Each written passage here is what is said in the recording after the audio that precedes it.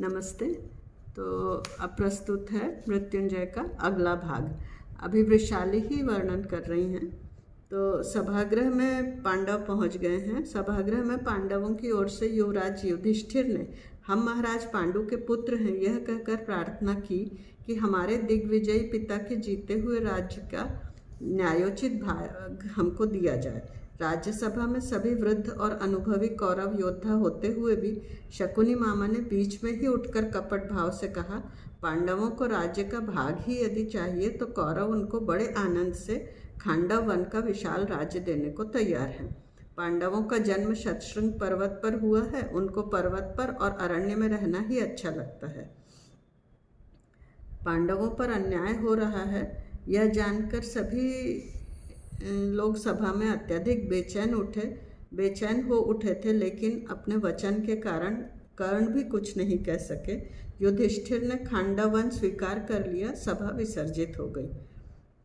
सभा से आते ही अंगराज बोले, वृषाली, पांडवों को घनघोर अरण्य देने में मामा की शायद यही इच्छा है कि वे जंगली पशुओं का भोजन बने। सभा में जो भी कुछ हुआ वह वीरों का अनुरूप नहीं था। ठीक आज ही तुमने मुझसे क्यों वचन लिया? 2 दिन आचार्य विदुर की पर्णकुटी में रहकर पांडव खांडव वन की ओर जाने वाले थे। उनके 2 दिन रुकने की अवधि में ही एक बार राजमाता के दर्शन करने की मेरी उत्कट इच्छा हुई, तो मैं उनसे मिलने पहुंची। पर्णकुटी के द्वार पर ही राजमाता कुंती देवी और आचार्य दोनों खड़े खड़े बातें कर रहे थे। मुझको देखते ही वे आगे बढ़ी और आ गई। बहू, तुम गर्भ से हो इसका पता मुझे नहीं था, नहीं तो मैं ही आकर तुमसे मिल लेती। उनका प्रत्येक शब्द मुझको अपनी माता की तरह ममता से भरा हुआ लगा। मन में एकदम विचार आया कि देव हाथ में कटीला शस्त्र लेकर गुणवान व्यक्तियों का ही सदैव पीछा क्यों करता है। राजमाता से मैंने निसंकोच बातें की। बीच बीच में बड़े प्रेम से वे मुझे बताते जाती थी कि शरीर का ध्यान कैसे रखना चाहिए। जब वे लौटने लगी तब वे बोली, तुमको जो पुत्र होगा वह विख्यात होगा। तुमने उसका नाम क्या रखने का निश्चय किया है? यदि उसको कवच और कुंडल हुए तो कवचधर या कुंडल सेन। मैं बोली। कुछ रुक रुक कर वे बोली, नहीं बहू, ना उसके पास कवच होगा और ना ही कुंडल ही होंगे। हाँ, अपने पिता की तरह वह सुंदर अवश्य होगा। वह भी तुम्हारी तरह भाग्यशाली हो, इसलिए तुम अपने नाम पर उसका नाम वृषसेन रख लेना। आपकी इच्छा है तो मैं उसका नाम वृषसेन ही रखूंगी। पांडव अपनी माता को साथ लेकर खांडव वन की ओर चले गए। वहां वे पर्णकुटी बनाकर रहने वाले थे। एक पराक्रमी राजा के 5 सुपुत्र एक घने अरण्य में रहने के लिए चले जाएं, यह बात मुझको खटक रही थी। लेकिन मैं एक स्त्री थी और जो कुछ हो रहा था उसको चुपचाप देखने के अलावा कर ही क्या सकती थी। 1 महीने बाद वे लौट कर आए। उनके साथ कुलिंद राज की एक रूपवती तरुणी थी। राजप्रसाद में आते ही मैंने उसकी आरती उतारी। मेरे एकमात्र देवर की वह पत्नी होने वाली थी। उसकी देहकांति आकाश की विद्युत की तरह तेजस्वी थी। राजप्रसाद के सम्मुख भव्य मंडप बनाकर उसमें मेघमाला और शोणजी का विवाह संपन्न किया गया। वे परिचित सहजता से हंसते हुए बोले, जैसे भैया ने 2 विवाह किए हैं वैसे ही मैं भी करूँगा, लेकिन भैया में और मुझ में बहुत अंतर है। दिन पर दिन बीतते जा रहे थे और वृषाली को फिर प्रसव पीड़ा होती है और उसे एक पुत्र की प्राप्ति होती है।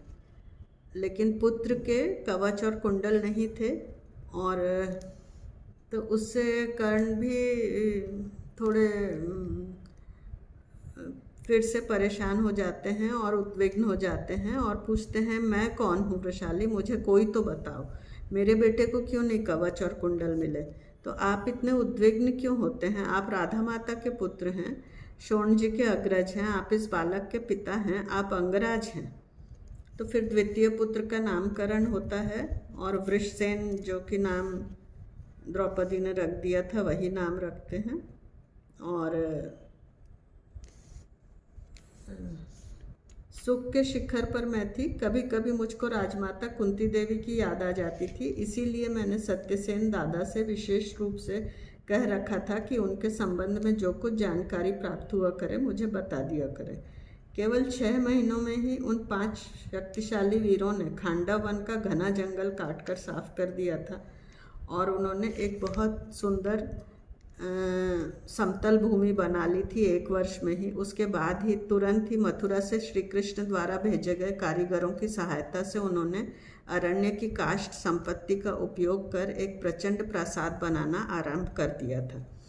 उस प्रासाद के लिए भीम कंधे पर भारी भारी पाषाण ढोलाते थे। उन 5 अभिमानी राजपुत्रों ने यह प्रतिज्ञा कर रखी थी कि किसी की भिक्षा पर जीवन नहीं बिताना है, और उन्होंने उस जगह को बहुत सुंदर बना लिया था। और दिन और रात रूपी चातक पक्षी का जोड़ा हर्ष विभोर होकर एक के पीछे एक दौड़ रहा था।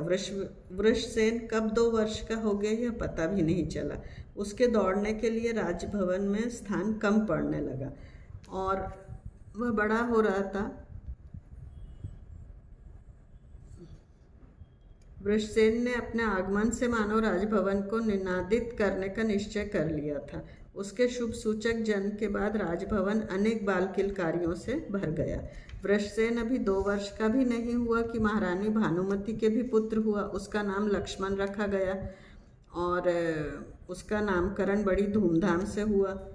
फिर लक्ष्मण के जन्म के बाद 1 महीने बाद सुप्रिया के एक पुत्र हुआ। वह चित्रलिखित सा सुंदर था, इसलिए उसका नाम चित्रसेन रखा गया। और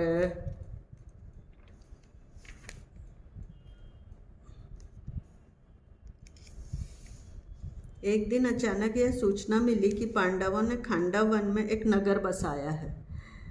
उसको सुनकर बहुत से लोगों को प्रसन्नता हुई। उस नगर का नाम उन्होंने इंद्रप्रस्थ रखा था और पांडवों ने भी यह घोषणा कर दी कि इंद्रप्रस्थ खांडव राज्य की राजधानी है। इंद्रप्रस्थ में बसने के लिए बहुत से पांडव प्रेमी नगरजन अपने परिवार के साथ हस्तिनापुर छोड़कर वहां जाने लगे थे। दिन प्रतिदिन इंद्रप्रस्थ लोगों से भरने लगा। गायक, नर्तक, कारीगर आदि अनेक प्रकार के लोग इंद्रप्रस्थ की शोभा बढ़ाने लगे। जिस खांडव वन में पहले वन्य पशुओं की चित्कारों के अतिरिक्त और कुछ नहीं सुनाई आता था, वहाँ संगीत और नृत्य का वातावरण झूमने लगा। हस्तिनापुर में तो ढिंडोरा तक पिटवा दिया गया था कि जो कोई इंद्रप्रस्थ जाएगा उसके खेत, धन, संपत्ति आदि सब कुछ उसकी अनुपस्थिति में कुरुओं के राजदंड के अधीन कर लिया जाएगा। लेकिन फिर भी लोग जा रहे थे। पांडवों को राज्य का उचित भाग यदि दे दिया गया होता तो बहुत अच्छा होता, लेकिन सत्ता मदिरा की तरह होती है। वह जिनके हाथ में होती है उनको मदांध बना देती है और जिनके हाथ में नहीं होती उनको पागल। कौरवों ने भूल की थी, किसी भांति उसका समर्थन तो किया नहीं जा सकता था, लेकिन राज्य का आधा भाग पांडवों को मिल जाने के बाद यदि कुरुवंश के ये 105 वीर मिलजुल कर रहने लगते, यह भी कोई नहीं कह सकता था। वो तो युद्ध होता ही था उनका। परंतु इंद्रप्रस्थ तो इस तरह विकसित हो रहा था जैसे वसंत ऋतु में पलाश का फूल खिल उठता है। बातचीत करते समय लोग अब पांडवों का इंद्रप्रस्थ कहने लगे थे। सुख के दिन तो बहुत जल्दी जल्दी बीत जाते हैं। वृषसेन के साथ ही लक्ष्मण और चित्रसेन भी बड़े होते जा रहे थे। और एक बार वह महाराज से बोला, तात आप तो बहुत ही स्वार्थी हैं। सो कैसे वृषु, मुझको तो सारा हस्तिनापुर उदार कहता है। उसके सिर पर हाथ फेरते हुए कर्ण बोले, नहीं, आप स्वार्थी ही हैं। नहीं तो आप हमारे लिए भी अपने ही जैसे सुंदर कुंडल लाते ना। ऐसे कुंडल यदि सरलता से मिल जाते तब तो उनको प्रत्येक व्यक्ति ले जाता। वत्स, तुमको अच्छे लगने वाले ये कुंडल यदि मैं काट कर निकाल सकता तो तुमको अभी दे देता। मुझको तो अब वे अच्छे भी नहीं लगते। आप स्वयं कैसे काट देंगे? कोई दूसरा भले ही काट सकता है। अच्छा, यदि हो सके तो तुम करके देखो। कर तो दूंगा, लेकिन रक्त आ गया तो माता मारेगी ना। अपने पिता की तरह ही हटी वह उसी समय शस्त्रागार में गया और शस्त्रागार से एक छोटा सा खड्ड लेकर उसको हाथों में नचाता हुआ आ गया और फिर चिमटी में पकड़कर कुंडल को चिमटी में पकड़कर बोला, तात मैं आपकी तरह स्वार्थी नहीं हूँ। मैं एक ही कुंडल लूँगा, एक आपके लिए रहेगा। ठीक है, अपने भाग का तुम ले लो, जल्दी करो। इतने में ही मैं वहाँ पहुँच गई और उसे रोक दिया। तुम्हारे पास कुंडल नहीं है, यही ठीक है। इन कुंडलों से मेरा क्या कल्याण होने वाला है वत्स, ये मैं स्वयं नहीं जानता, कर्ण ने कहा। तो धन्यवाद। हम यही समाप्त करते हैं, शेष अगले